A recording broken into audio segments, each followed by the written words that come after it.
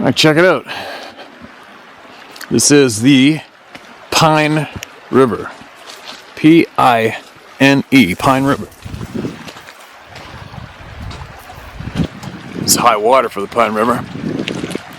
It's coming out of the Rocky Mountains. Pine Pass is a pass in the Rocky Mountains, British Columbia.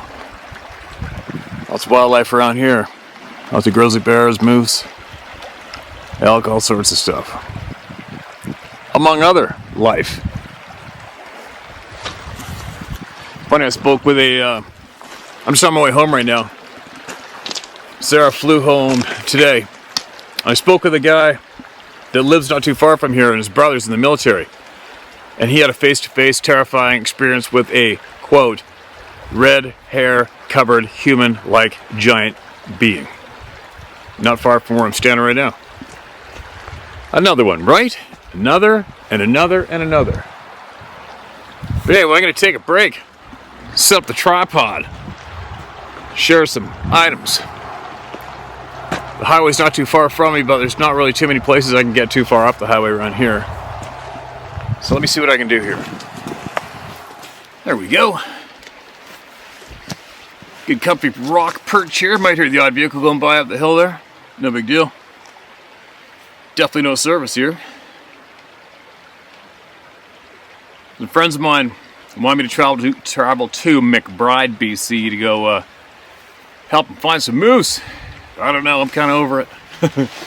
Kind of over it. I've been hunting hard this month, away from home. 20 days, I think. Not including fishing, guiding. 20 a bit? Maybe more than 20? I don't know. I'm gonna wipe that lens a second.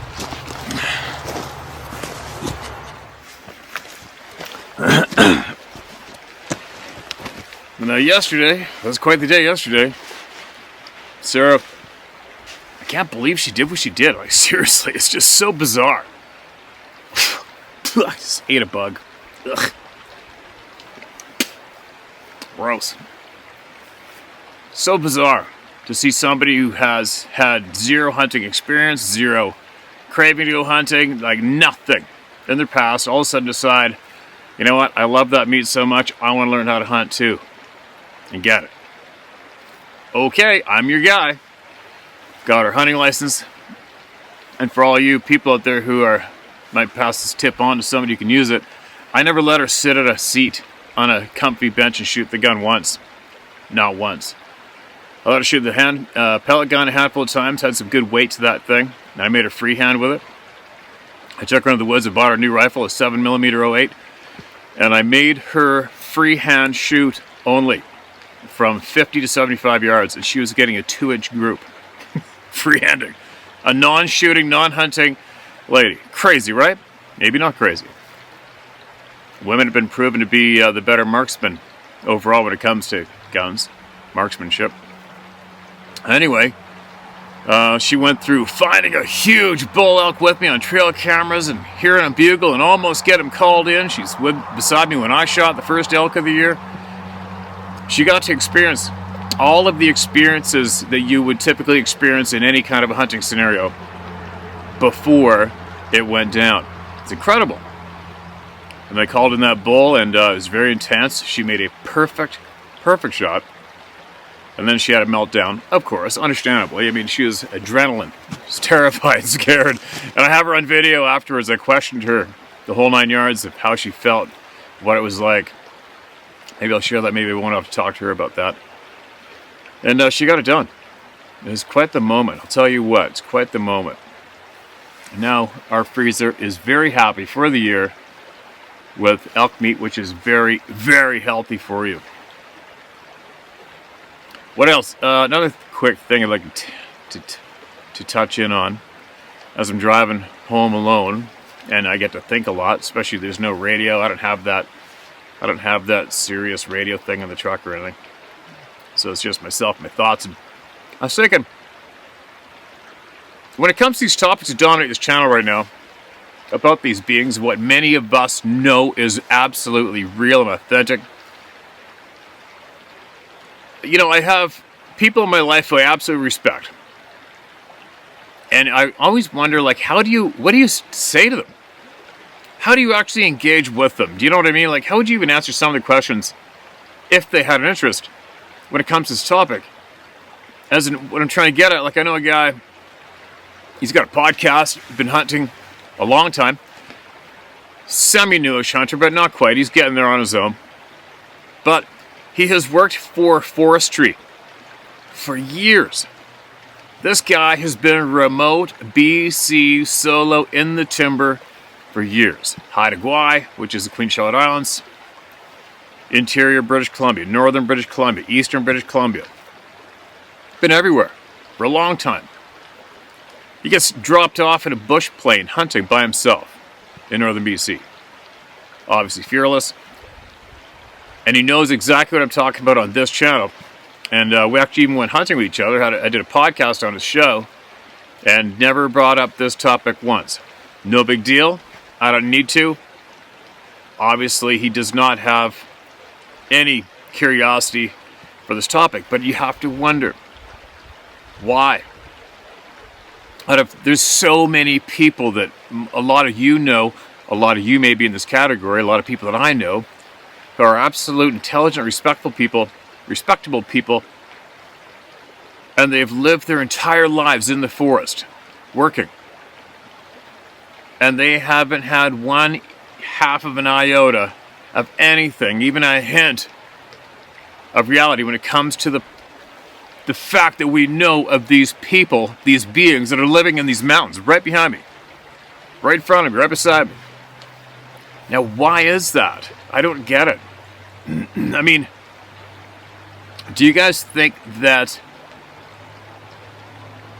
is there a possibility that people who experience these people, is it because of our DNA? Is it our blood? Is it our minds? What do you guys think it is? Why do I get to experience these beings I don't know how many times? And a man like this other man who I'm mentioning and have lots of respect for, why doesn't he? How come I do and why doesn't he? To the point that he doesn't even have a half a question about the topic, probably. Couldn't care less. I find it very odd. How do you engage with somebody like that? Will say, you know, they're going to say, well, I've been in the woods all my life. I've been everywhere. By myself. Not even a hint. I haven't seen nothing. I've never been terrified. I've never smelt anything. I've never seen a track. Nothing. And it's legit. And they're going to say to me, why not? What do you think that is, Steve? How do you answer that? I don't know. I haven't a clue.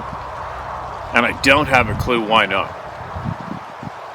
Is it just the roll of the dice? Is it like playing blackjack? You know? You can play cards forever and not even get a blackjack. For how many hands, which could relate to how many years in a row. And then all of a sudden somebody across the table gets 5 in a row. Meaning the blackjack is the experience with these people. Is that what it is? Is it just the random roll of the dice? I wonder what it is. I know it has nothing to do with race. That's it for sure. It has nothing to do with gender or age. That's it for sure. What is it? What is it about the people who get to see or hear these other people? What is it about them? You know what I mean? I don't know I don't know how to answer that question with somebody like the man I'm mentioning said, how come, Steve? How come I'm not seeing nothing? I've been in the woods a long time. Nothing. How do you answer that? You know? How do you answer that? Anyway, I was just thinking about that on the way, driving along, as I think all sorts of crazy shit to myself. Now, what do we have here?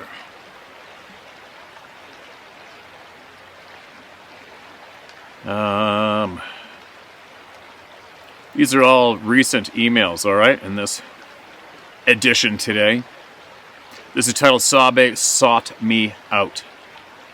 All right. Hi, Steve. Please do not read out my name or my email, please. I'll try to shorten it as to not make it too long. No problem. I was passed a spiritual person's number a while ago, and I was told, be careful, they will read your mind, question mark. I ended up having a psychic reading when this psychic said, you have a memory in your head that you have a memory in your head, don't you? That your dad slammed a book down on the table. Well, yes, I did. I remember like yesterday. I was sat at the table as a young child and my back to the kitchen door. I never saw my dad walk up behind me with a plate of food. He leant over me from behind, snatched the book out of my hand and slammed it down hard on the table in front of me and the other kids. It was a memory stored away in my head which I had never spoke about. I was amazed it was picked up. And over the years we became friends. I was asked if I wanted to visit a church that my friend was visiting. My psychic friend embraces all religions. Can I add, my friend is a trans medium. You see spirit on their face. You see spirit on their face like a hologram. Whoa. We got to the mosque, where a demonstration was done by the psychic. As they were sat at the front, I saw different faces over hers again, but this time the clearest I had ever seen. I saw a Chinese man who looked like an emperor, a woman, another woman from below the eyes down with black hair and her skin was blue, who I later learned was called the Indian goddess Shiva. And last I saw a Sasquatch with ice blue eyes, and the blue eyes were full of love. I couldn't wait to tell my other friend what I experienced at the mosque. We met up for a coffee, so I told her what happened. Her reply stunned me. Quote, well, why you? End quote. I was completely shocked as my friend had had a psychic reading from the same person before, so who knows full what this trans medium can do. I felt deflated and we changed the subject. I mentioned this to the trans medium and they said, well, why not you? And this is 2019, so it's been years I've been trying to write this email. The Sasquatch has come through during other readings. Her name is Baruka / Baruka, Baruka / Barooka, and she had a daughter called Anuka. I've always had an interest in Sasquatch. I've been watching your YouTube channel since 2019, so I think they know. My friend doesn't call it mind speak, they call it tuning in. I will have a list of questions to ask a Baruka next time. That's if she wants to answer them. Since then, another one showed itself to me in my third eye, but I'll save that one for next. Take care, Steve. Hopefully it won't take so long to write the next email. Kind regards. All right, looking forward to the next ones, especially the questions being answered for sure. When you're ready. That's a lot. Take from what you will or leave it, you guys. Take from what you will or leave it. That reminds me of, also, quick note, I was driving along this morning after dropping Sarah off the airport, and I was listening to a Christian radio channel. And one thing that was said that kind of stuck in my head was a man was speaking to somebody, a different topic, and said, your truth is good for you, and my truth is good for me. Not bad words, right? Next email, Sasquatch as a kid. Hey Steve, I'm a local from Pemberton, my homie town. My grandma's from Mount Currie, and my grandpa's from down Lillooet Lakeway. Oh, here we go. I've told very few people this story, mostly because I was a kid and the people I was with were drunk driving. Generational alcoholism. I'm not sure how I ended up going to town with them, but it was sockeye net fishing time, so late in the summer. I would say I was about 6 years old, maybe, and they were going down to town for a run, and it was daytime as we headed that way. We had a net at 27-kilometer bridge down the Inshuk Forest Service Road. I grew up in the community at 33 Kilometer. Anyways, my grandpa always told me stories of Sasquatch, and I believed him because I could sense them as a kid. You always talk about these sixth senses, and you know and feel when something is watching you. I always felt it. I have a lot of stories. Back to the story. We were driving back, it was almost dark, and it's time to check the net before home because we can or smoke the fish. My dad parked and turned the car off and handed me our only flashlight, which was pretty bright, and I used it to shine the end of the bridge and both sides of the riverbanks for anything. I held the light in the direction of the net as my dad pulled it up, and he had it about halfway up, and this scream at the end of the bridge ripped through the air, scaring us all. Then he dropped the net in midair back into the water. I've heard cougars scream and cats that sound like crying noises. I know all sounds of the woods, as I have hunted since I was a little kid. This was not like anything I'd heard. I whipped the light in the direction of the scream, but there was nothing there. And I'm not sure if any of them remember. But I remember it. I still think of it to this day, and I'm going to be only 28 years old next year. And there's other encounters as well, but I don't like to share them because most people who aren't in the woods a lot don't believe me. Thanks, Steve. Well, I do. So don't let that stop you. Don't forget, one of my main messages in the beginning of all this was the moment you stop caring what other people think is the first day of you being free, right? Man, the amount of sightings I could rattle off from that neighborhood down the road from where I was living. Remember when the hardware store in Pemberton was called Mountain Builders? I went in there and the woman behind the counter said, "Oh, you're the Sasquatch guy." And I'm like, "Well, not really, I'm Steve."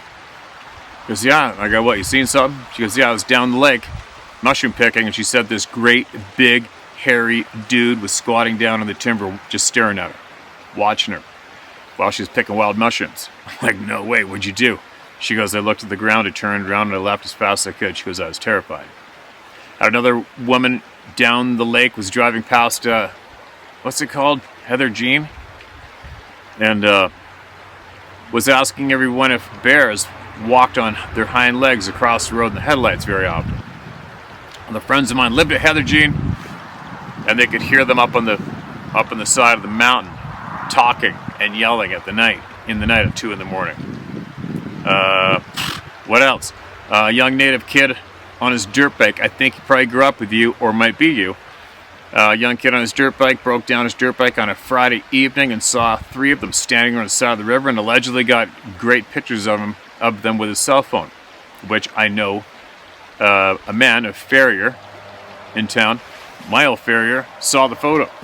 And he also seen one of these beings run across the bridge going to the new site, just on the new site side of the bridge at the bottom, across Birkenhead River. It goes on and on and on. From, say, I don't know, Mount Curry down is on fire with activity from these people, these other people living around there.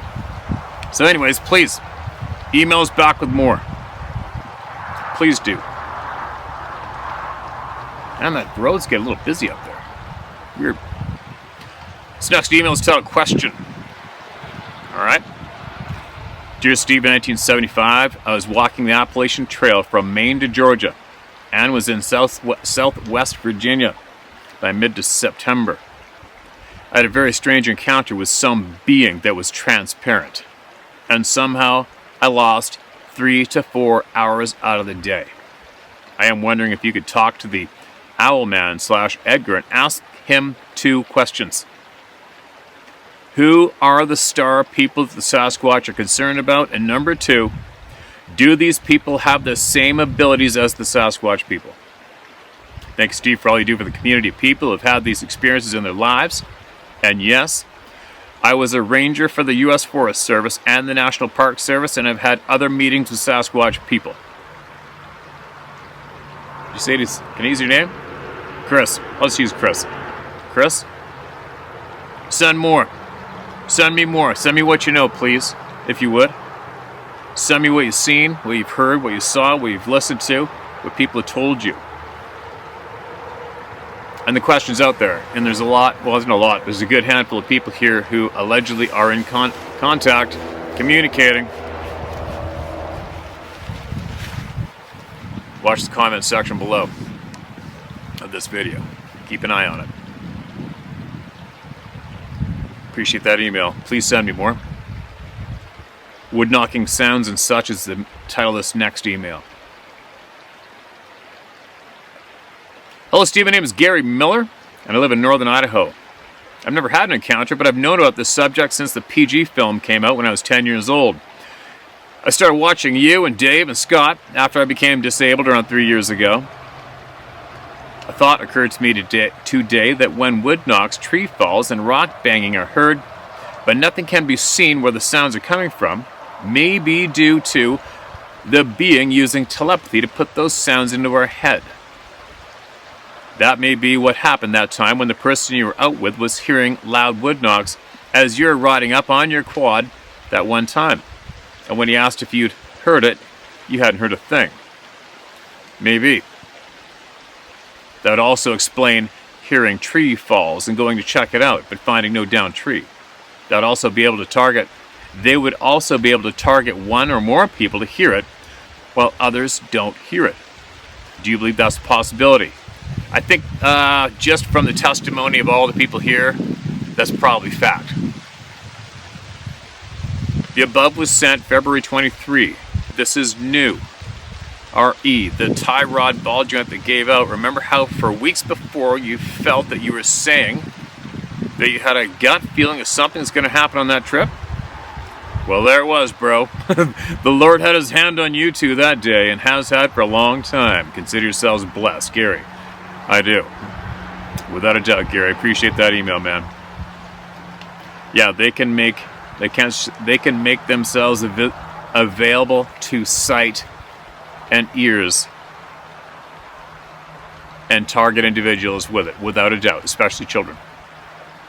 Without a doubt, if you listen to the testimonies of the honest people here.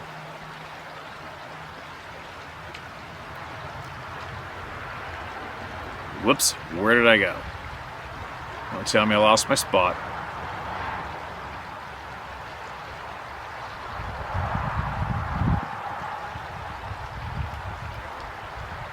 Alright, this next one's titled, My Experiences That I Am Told Is My Imagination. Welcome to the club.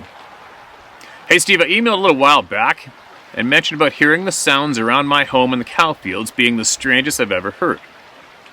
Well, an update, it's only got worse.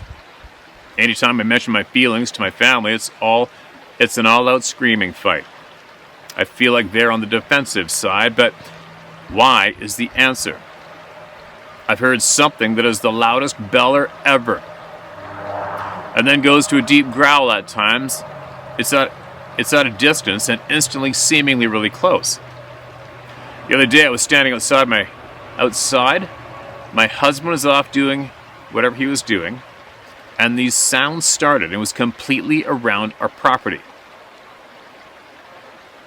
And they was the scariest that day. Like these things was angry as all heck. I called my dog and wasted no time getting to the house. My husband, no surprise to me, says he never heard anything except cows. I feel there is an evilness that has shadowed over my family for some time now. There has been noticeable changes in a loved one or two that I can't understand or for the life of me. And the awfulest smell lingering that's not in my registry of smells. I don't know if there's an evil of possession going on, but I know in my heart something isn't right. I've talked to friends and a neighbor that's heard the same noises and even the sounds of like a woman screaming. And one friend lives 10 miles or better from me and hears this shit. There's more.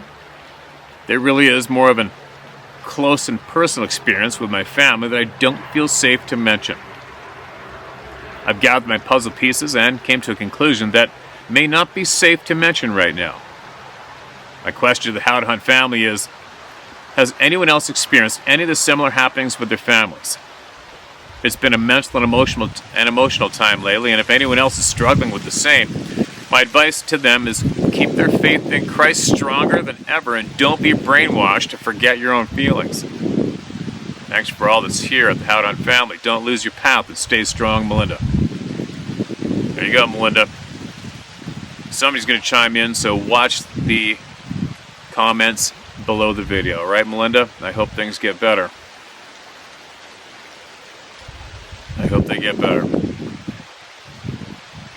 Next email. Rare-humorous Bigfoot story.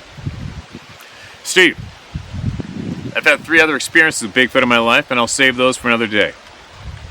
It was 1980 and I was around 13 years old. I lived on a farm in Illinois. Our house was on a cul-de-sac and was next to my grandparents' farmhouse, surrounded by woods and cornfields. It was August and hot. My hobby was restoring bicycles. It was around midnight and I had a bike frame hung in our garage prepping to be painted. The garage door was open. I was sanding the bike frame and I thought I heard something in the front yard. I stopped, looked out the garage and didn't see anything. I went back to sanding and then heard something again. I went back to the front of the garage and looked out over my grandparents' yard. It was dark, but I could see a gray, hairy, bipedal figure standing in their yard. It turned its head towards me and growled. I grabbed the garage door handle and slammed the garage door handle and slammed the garage door down. I was scared shitless. It was a Bigfoot. I dropped to the floor and slowly lifted up the garage door about an inch to see if the creature was still there. I could see the hairy creature, and then I heard laughter. I flipped on the outside floodlights and pulled the door up. It was my grandpa, naked in the front yard. He's the hairiest human I've ever seen. He literally looked like an old gray ape. He said that he sometimes comes out at night and pees in the front yard to not wake up Grandma. There's nobody around and he's been doing it for 20 years. Luckily I didn't get my grandpa's hair gene. It's been a fun family story ever since. The event did ignite my interest in Bigfoot. I was a believer for 20 seconds. Since then, I've had 3 more real Bigfoot experiences, and I'll send those someday. Thanks, Brian Wilson. All right, thanks, Brian. That was a good one. A little nasty. Nothing worse than a hairy-ass grandpa standing there naked in the yard. Next time you get a chance, if you're going to send me your experiences next time, send them all right? Because who knows when I'll be able to get to it. Old Grandpa. Personal experiences from Sykesville, Maryland, and Fairfield, PA.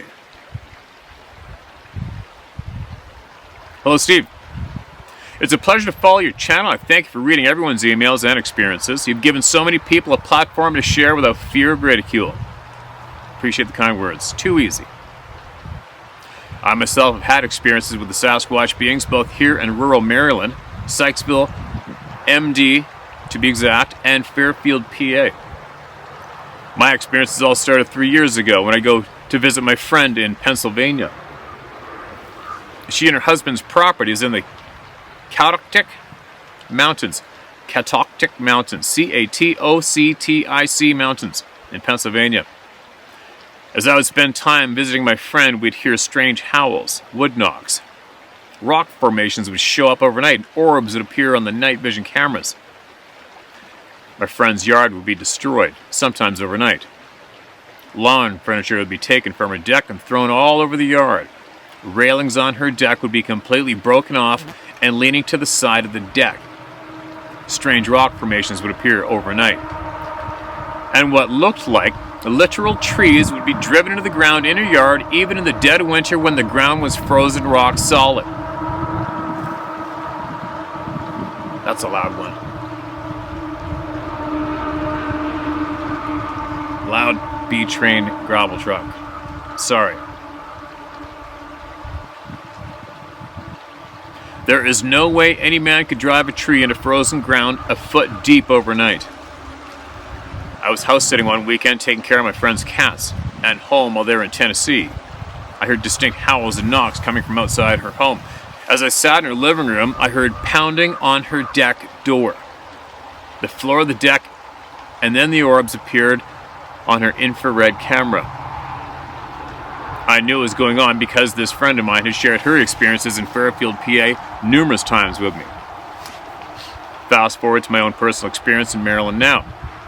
Many would not consider Maryland a place to experience Sasquatch, but my area of Sykesville, Maryland is known for activity. I live in Carroll County, Maryland, a rural area near Piney Run Lake. My property backs to a lake and neighbors that have acres of woods. One morning night, I woke to loud bangs on my garage door. Then a few days later, a huge 58-inch staff, 2 inches thick, was driven nearly 6 inches into my ground. I've lived at this property in Carroll County, Sykesville, for over 20 years, and asking God if Sasquatch was visiting my property. And as soon as I asked this, a day later, I was taking photos of a sunset off to the western sky as a very bright orb of light flew right by. I happened to catch the orb on my phone as it flew by. There was no way I could have accidentally captured this orb on my phone unless it was timed perfectly, and God was confirming for me that Sasquatch were in my area. As I held up my phone to take my sunset photo, this bright orb flew into my range of vision and my phone captured it. I then enlarged the photos, and what I saw was chilling. The orb was not only very bright and obvious, but when I enlarged the photo, the orb appeared to have eyes that were looking back at me. I knew right then and there that the bangs on the garage door, the 58-inch staff driven into my ground, and the orb were no coincidence. I have photos of the staff and close-up images of the orb on my YouTube channel, or I can send them to you in an attachment in additional email. If you care to see the photos and my testimony of what happened to me, please feel free to visit my YouTube channel and see them. If you don't want to mention my YouTube channel, you don't have to. I'm not out to get more views. I just get the word out that these beings are real and they know when you know they exist. I have photographic proof of what happened to me in these photos, and I have photographic proof of what happened to me in these photos and the photos. I know I can't convince anyone, but I know what my experiences have been, both in Fairfield, PA and Sykesville, Maryland.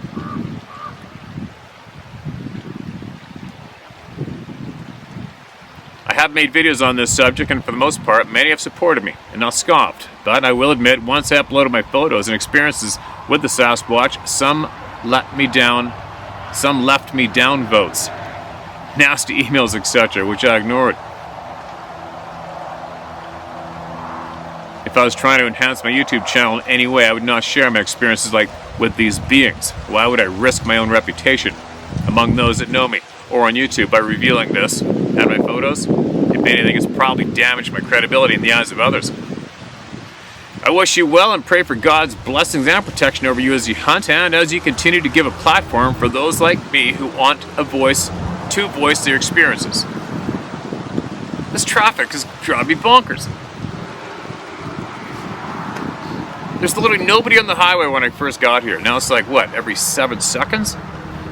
Come on. You know, me and background sounds don't get along. You guys are probably going to tell me you can't hear it, right? Again, if you want to see the photos, please check out my channel. If you'll upload or email. Okay, just email it to me, alright? I don't know who you are, and I've been duped in the past so many times by people wanting to be blown up, wanting to be watched on their YouTube channel. I don't know what it is about people who want to be watched, people that need to be watched. I don't know why. It's kind of like, I'm not scared of anything. But I don't like spiders, they just creep me out.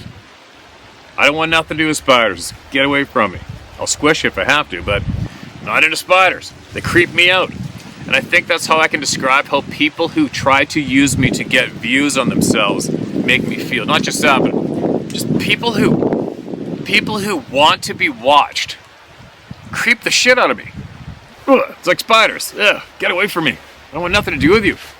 Right? I don't know why, I just can't help it. Probably because of all the cringe-worthy celebrities I've met in the past or had to deal with. It just creeps the shit out of me.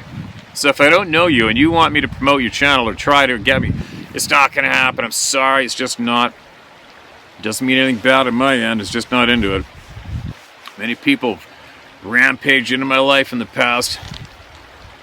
It turns out in the end they just wanted to boost up their views, right? Now, who else? What else have we got? I got another quick note, actually. Very good friend of mine. This whole past week was also up here in the north hunting elk. And it's kind of funny. Great guy. Love him to death. Known him for a long time. And he asked me about this topic one time, and then he goes, well, I don't know, because I've never seen one, so until I do, I don't think so. Right? Fair enough. I don't care. I don't give a shit. I don't give a shit who accepts this topic as fact or not. But here's a funny one, in a way. Funny, maybe not funny. Holy loud vehicles, one after the other. Come on, you guys. All hunters, too. Tons of hunters trailing out. The quads, trailers.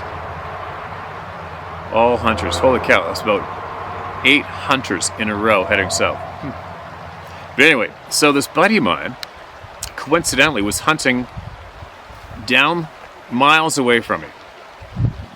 Down the Peace River. And he was on the south side of it.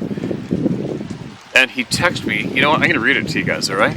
If you're familiar with my video of all those broken off trees I found, with the bouquets of trees pulled out of the ground and put on the ground, the grass stomped flat, my trail camera swung around to face the next tree, 9.5 feet above the ground. Where is he? Hold on a minute. So he's in the woods and we're texting as he's hunting. Give me a second, I gotta go back.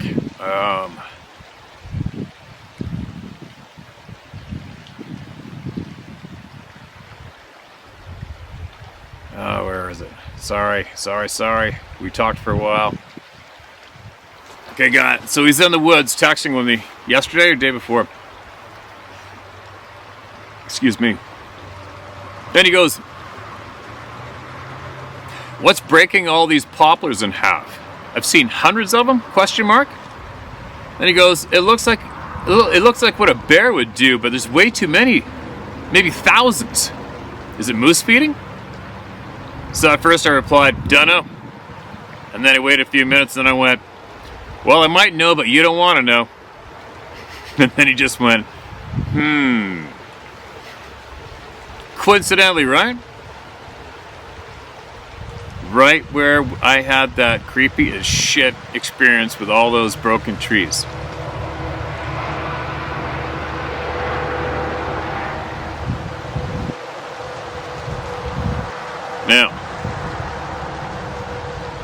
Now where am I? Who's next? Maybe that should be it for right now. Maybe I should get my butt going.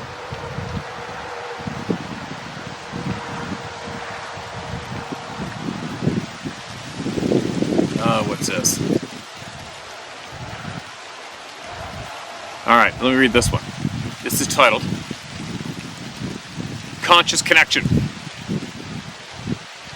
Hey Steve, my name is Monica Zuni. Use it.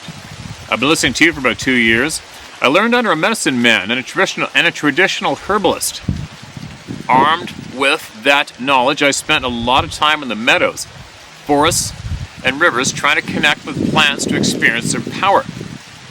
What I mean by experience is the ability to sit quietly and focus on the plant's energy.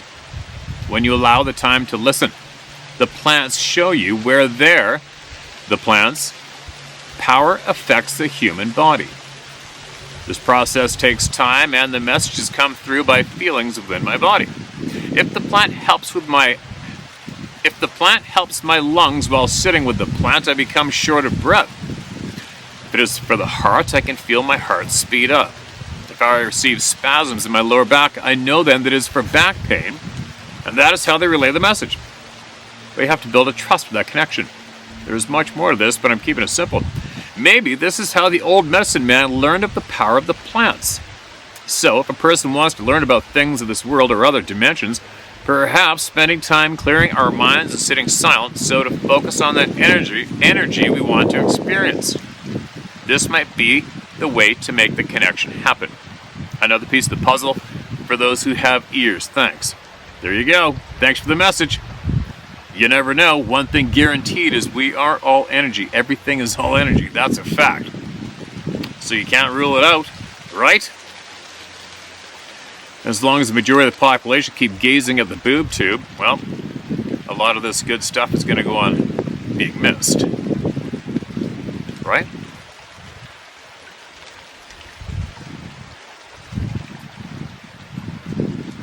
Alright, now this may possibly be an older one.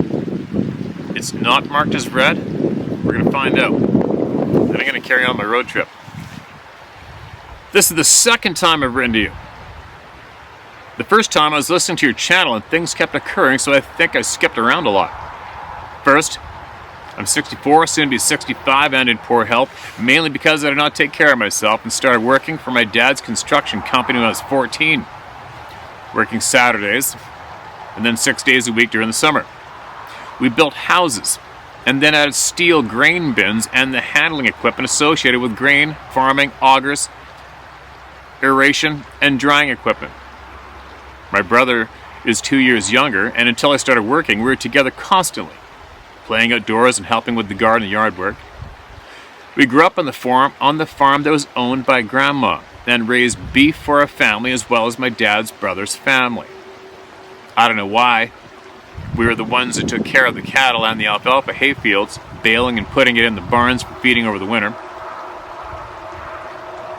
My uncle had 4 sons that were older than me and could certainly have helped, but they never did. Instead, they'd sneak down here and steal the peaches when they got ripe and help themselves to the watermelons. They never got in trouble for it either. So my little brother and I spent a lot of time playing army, as Dad had been in Germany in World War II and had been hit with shrapnel that went clear through his thigh and took out 3 inches of his femur. It was so hot that it cauterized the wound as it went through, and that kept him from bleeding to death as he lay there for the rest of the day and late into the night when 4 of his buddies came back for him as they promised they would. They had to go back and borrow a Jeep to get him back because his leg was just dangling. And they hadn't brought a lighter. He managed to live, and despite having one leg shorter than the other, it worked until he was 87, and his job reading meters for the rural electric co-op was phased out when they installed self-reading meters. My brother and I killed a lot of Germans. The county put in a new road that ran in front of our house to replace the old road that wound around between the little farms that dotted the countryside from where it crossed the Sangamon River, a mile south of us to the small town where we went to grade school 4 miles to the north. We're missing punctuation. I'll make it smooth as I can. They straightened out all the corners and built a new lake where it crossed a deep ravine a half-mile to the north. These were our stomping grounds, and there wasn't a culvert between here and the lake we hadn't crawled through playing army. These were 18 inches in diameter and made of concrete. We were fearless, unlike now when I'm so claustrophobic I can't stand to sleep with a blanket on. We spent a lot of the time at the river, fishing. When we got older, taking float trips from one bridge to another 10 miles downstream, drinking Little Kings and maybe inhaling the smoke from an unnamed herb.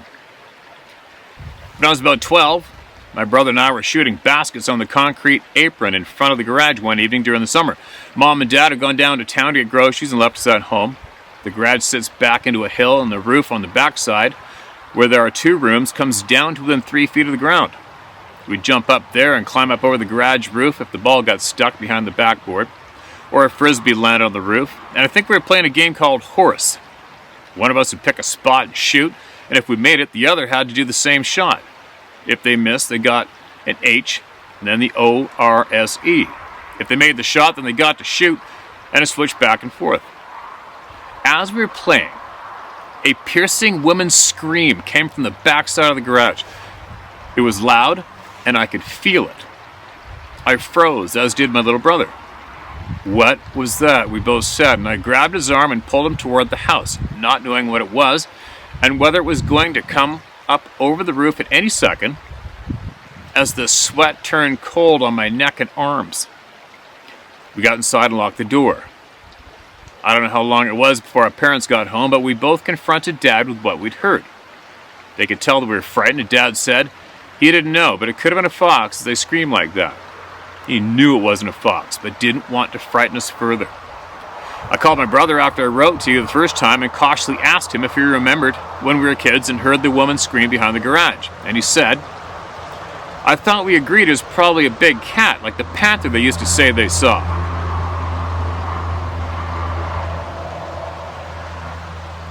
I said big cats don't scream like a woman. And sure as F wasn't a fox like Dad said. I told him about your channel and how many people were coming forward with the exact same experience, only they saw what it was. What was it, he asked. It was a Sasquatch, I said. He was silent for a moment and then said, wow. I asked him if he remembered finding all those bones by the spring-fed creek on the neighbor's farm, but he didn't remember that.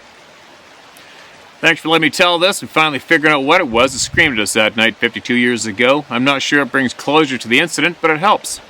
Be safe, Steve. You can use my name if you ever want to tell this long, boring account. Danny Matthews, Mechanicsburg, Illinois. Got you, Danny. I understand that the sounds that are heard are very impactful, obviously, right?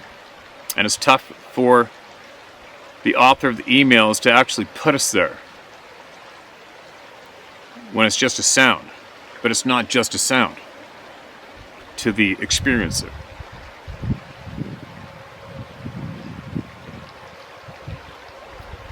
Okay, I gotta get going. I'm pretty tired right now, and I got a long, remote chunk of highway to drive through. Long chunk of highway to drive through.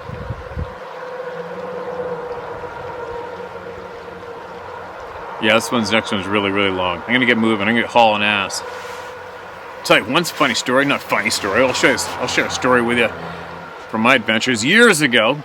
Took a young fellow who worked for me hunting up north. We got some big elk. Went grizzly hunting. We're coming back, just the very same chunk of highway. So I'm about to go through Pine Pass and drop over the other side. And then it's this winding remote highway all the way to Prince George. And there's no cell service. And it was frosty out, late at night. Clear sky. Might have been -10 or something. And we're driving down the remote highway and we just glanced to the left, could have swore we saw a light down the bank in the timber. Like, what the hell was that? We turned around and went back, and if there wasn't a guy, fell asleep, I guess, whatever he did, he launched right off the highway and down into the forest in his truck. And his truck was facing uphill, it was steep, and his legs were smashed. And the front seat of the truck was like right up against the dash. And he's a big dude, big fat dude. And his door was open, his cab light was on, is what we noticed, and he was sort of half hanging out the door, conscious. Couldn't believe it. So the hood was already up, and I couldn't get that frickin' battery unhooked as fast as I could. You imagine? Because I could smell fuel. I couldn't imagine that horror of being pinned in a vehicle and the sucker lights up, right? So anyways, unhooked the battery. Then I got the kid to run up and get the toolbox and came down. I crawled underneath the truck and I unbolted all the bolts that bolted the bench seat into the truck. And then we moved the seat back, got his legs free, and then I told him to wrap his arms around my neck. I said, no, and I was in wicked shape back then. I said, you cling onto my neck and don't let go. And then I rolled over with this big fat dude on my back. And I literally used my hands and feet. And I power crawled, grabbing trees and branches. And I power crawled all the way up, back up the bank with him on my back. And sat him on the side of the highway. And we got him some warm jackets and stuff. Put him on him, everything we had, sleeping bag. And the next vehicle that came, it was late. And the next vehicle that came and we flagged him over was a frickin' paramedic, off-duty paramedic, and they had a satellite phone. And they called an ambulance, and we hung out for an hour or something until the ambulance came. We saved his life. I'll never forget that. I always think about that every time I drive this way. Anyway, here's a little interesting story. I'm going to go and share my story, howtohunt.com. Sarah's at home right now, so if you have ordered her decals or hats or t-shirts, whatever, she'll be shipping probably starting tomorrow. Again. And I'm not sure where I'm going to end up tomorrow yet. I guess I'll know tomorrow. And I'll see if I can do this again tomorrow, maybe. Somewhere. Share my story at howtohunt.com, you guys. Get your truth shared with people who need to hear it, alright? There's a lot of people in the world who need to hear from you. Alright? A lot. Later. Okay.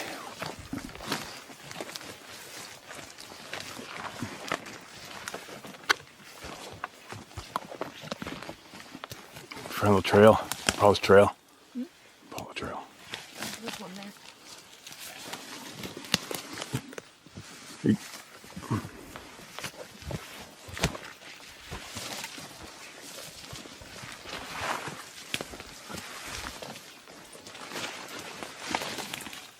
Get your gun ready.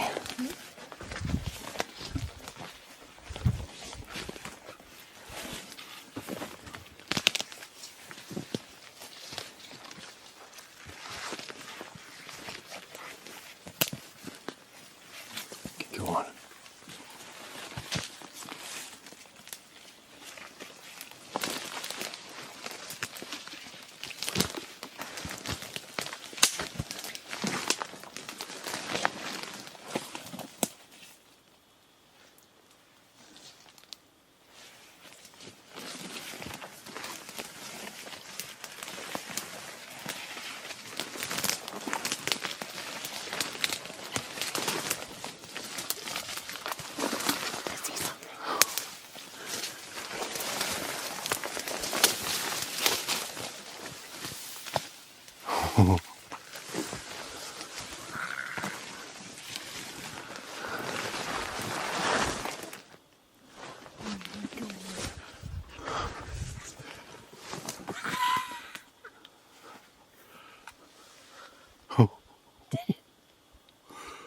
You did it!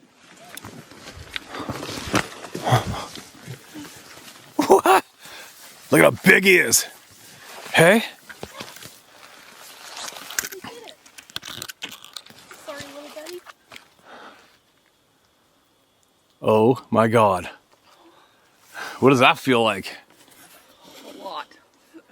Hey? It definitely feels like a lot. All kinds of emotions. First time you ever shot anything ever, eh? Yeah. Except for that raccoon.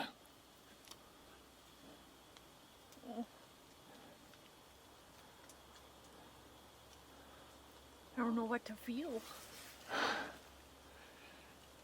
Sure made the freezer happy. Yeah. He sure is big, isn't he? Yeah. Keep expecting him to jump up. He's not jumping up.